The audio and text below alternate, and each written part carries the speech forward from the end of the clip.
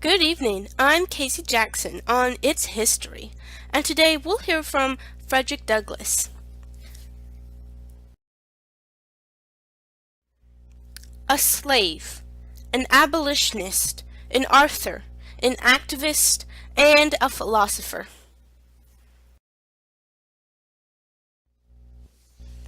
Frederick Douglass experienced a life of epiphanies, starting at a young age.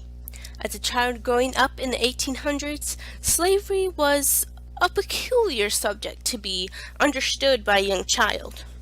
To be owned by another person based purely on the way that they look, this would be the first epiphany out of four the young man would have before his abolitionist days. Epiphany number one. Slavery is evil and inhumane. There was always rules that applied only to slaves. For example, no slaves could learn to read or write, which was Douglas's second epiphany. Epiphany number two. Masters are not masters because they are better, but because slaves are kept ignorant. Slaves were beaten and treated inhumanely based solely on the color of their skin, and when the beatings became prevalent in his life, he decided that he would rather die than be a slave.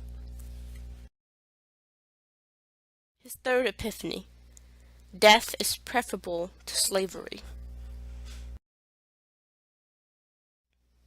Soon after he acquired his own freedom, he came to the decision that he wouldn't rest till slavery was abolished.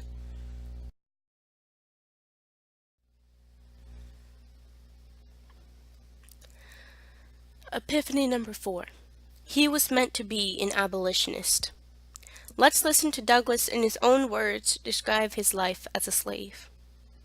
My connection with Master Daniel was of some advantage to me. He became quite attached to me and was sort of a protector. Sometimes he would share a piece of his cake from his serving. The other boys wouldn't torment me because Mr. Lloyd would not allow them to. I do believe I had somewhat a connection with him, but I could never realize what he did. I will say the time spent as a slave on the old plantation wasn't as suitable as Mr. Lloyd's.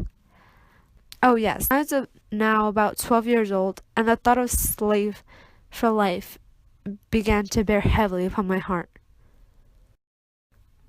Mr. Covey was one of the unpleasant masters I've had in my time as a slave.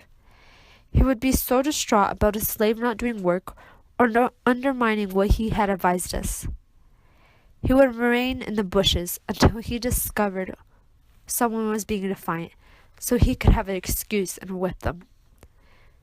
Mr. Covey gave me a very severe whipping, cutting my back, causing the blood to run, and raising ridges on my flesh as large as my little finger. Avoiding the whipping was something I used to try and do. I would get whipped every week to the point where my scars hadn't even started to heal yet.